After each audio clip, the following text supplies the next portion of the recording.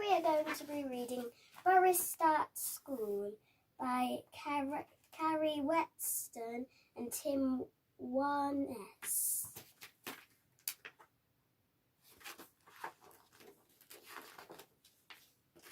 The day that Miss Cluck said there was going to be a new animal in the class, everyone was excited. When Miss Cluck said that the new animal was a bear, the other animals squealed in with delight.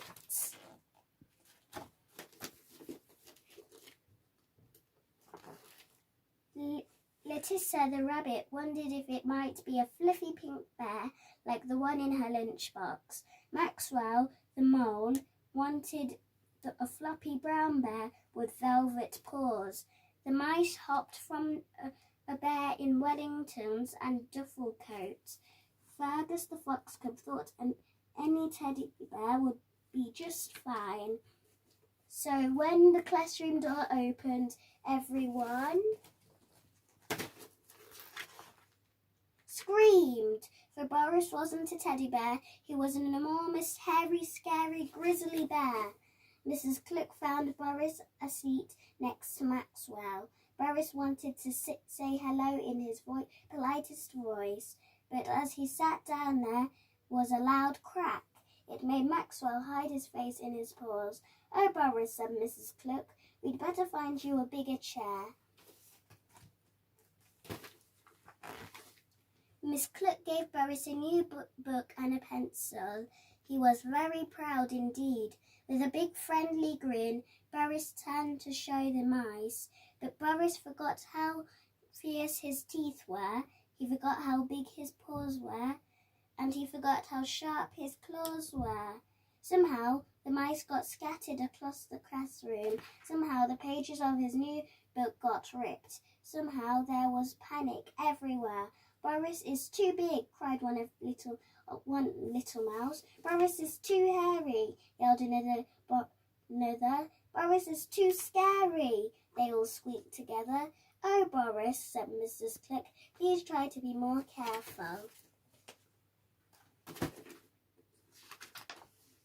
At lunchtime, everyone sat together. There was not enough room on the bench for Boris, but nobody moved up. So he sat all by himself and dipped his big paw into a large jar of honey his mummy packed for him. When lunch was over, Miss Cluck said everyone could go off and play.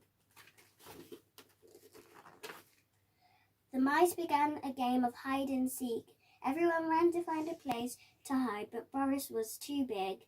So Boris shut his eyes and counted instead. 1, 2, 3, coming to get you, Boris boomed. "Eek, stop, stop. No, no."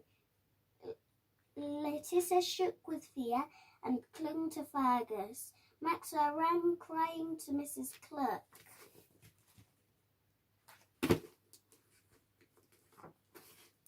"Let's go inside and play some quiet games," said Miss Cluck. "And Boris, please try to be less scary, dear."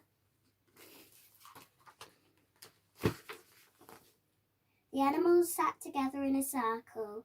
There was no space for Boris. Boris had nobody to play with and nobody to talk to.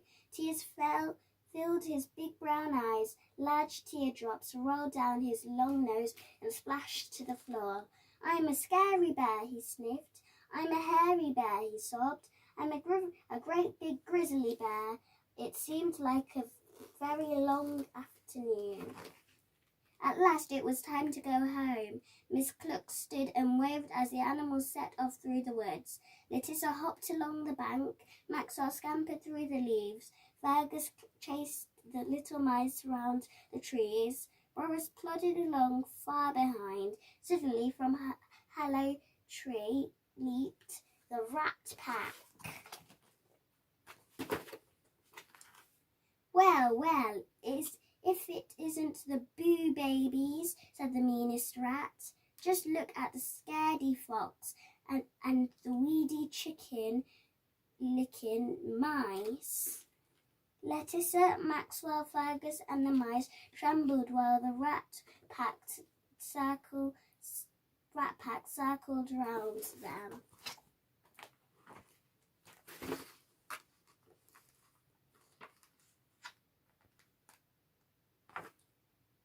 rats didn't see Boris plodding along the path. All Boris could see was lots of excitement ahead. He wanted to join the fun. Huffing and puffing, Boris stood up tall to greet the new friends with his biggest, widest bear grin and... Yikes! It's a hairy bear! Help! It's a scary bear! Quick, run! It's a hairy, scary, grizzly bear.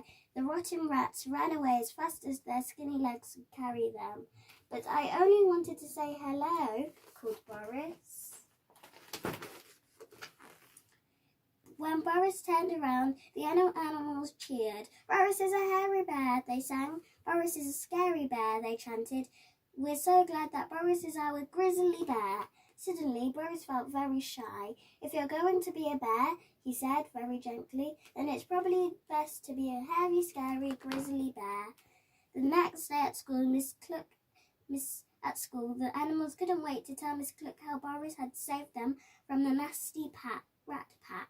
Oh, Boris, said Miss Cluck, what a good bear you are. At story time, Oh, Boris, said Mrs. Cluck, what a good bear you are. At story time, everyone rushed together around Miss Cluck.